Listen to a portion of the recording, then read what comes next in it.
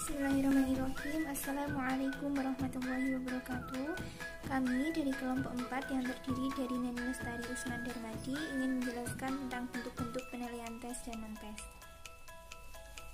Di sini yang pertama, pengertian tes itu sendiri adalah alat atau prosedur untuk mengukur sesuatu, untuk mengukur, mengetahui seberapa jauh pencapaian pembelajaran telah terlaksana atau tercapai. Selanjutnya yaitu bentuk-bentuk tes dan non-tes. Di sini dibagi menjadi 3 tentang bentuk tes. Yang pertama yaitu tes tulis. Tes tulis dibagi menjadi 2 yaitu tes objektif dan tes subjektif. Tes objektif itu sendiri dibagi menjadi 3 yaitu tes benar salah, tes menjodohkan, dan tes pilihan ganda. Yang kedua tentang tes lisan, dan yang ketiga tes praktik. Tes praktik itu sendiri dibagi menjadi 6 yaitu yang pertama tes kepribadian, tes bakat, tes inteligensi, tes sikap, tes minat, dan tes prestasi.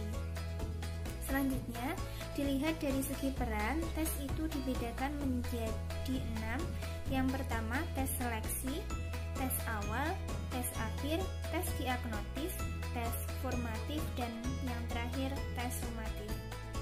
Selanjutnya yaitu bentuk-bentuk non-tes. Di sini dibagi menjadi 5 yaitu portofolio, yang kedua penilaian diri, yang ketiga skala sikap, dan yang keempat wawancara, yang terakhir unjuk kerja. Selanjutnya yaitu tentang penerapan tes. Yang pertama tes kognitif meliputi 5 bagian. Yang pertama mengingat atau C1. Di sini mengingat tersebut mempunyai contoh. Ada berapa jumlah pulau di Indonesia? Yang kedua memahami atau C2.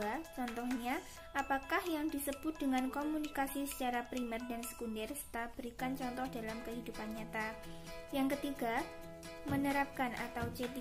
Contoh, jelaskan yang dimaksud dengan model pembelajaran kooperatif dan penerapan dalam pembelajaran di kelas. Yang keempat, menganalisis atau C4.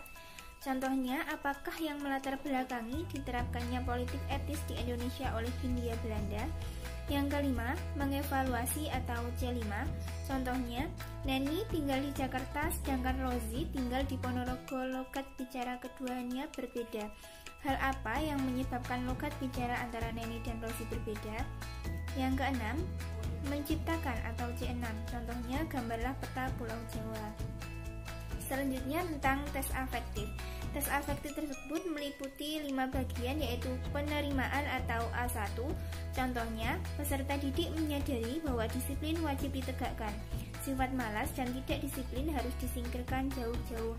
Yang kedua, tentang partisipasi atau A2. Contohnya, peserta didik tumbuh hasratnya untuk mempelajari lebih jauh atau menggali lebih dalam lagi ajaran-ajaran Islam tentang kedisiplinan. Yang ketiga, penilaian atau penentuan sikap. A3. Contohnya, tumbuhnya kemauan yang kuat pada diri peserta didik untuk berlaku disiplin baik di sekolah, di rumah, maupun di tengah-tengah kehidupan masyarakat. Yang keempat, organisasi atau A4. Contohnya, peserta didik mendukung penegakan disiplin nasional kebangkitan nasional tahun 1995. Yang kelima, pembentukan pola hidup atau A5. Contohnya, siswa sudah mampu menerapkan kedisiplinan, baik kedisiplinan di sekolah, rumah, maupun di tengah-tengah kehidupan masyarakat.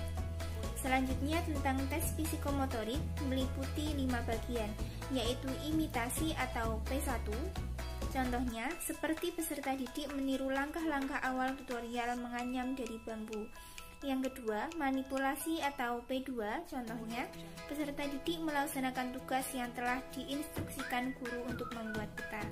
Yang ketiga, presisi atau P3. Contohnya, peserta didik dapat mengontrol gerakan tangannya dalam menggambar dan mewarnai peta agar indah. Yang keempat, artikulasi atau P4. Contohnya, peserta didik dapat mengombinasikan warna berdasarkan warna geografi pada gambarannya agar terlihat lebih nyata. Yang kelima, naturalisasi atau P5.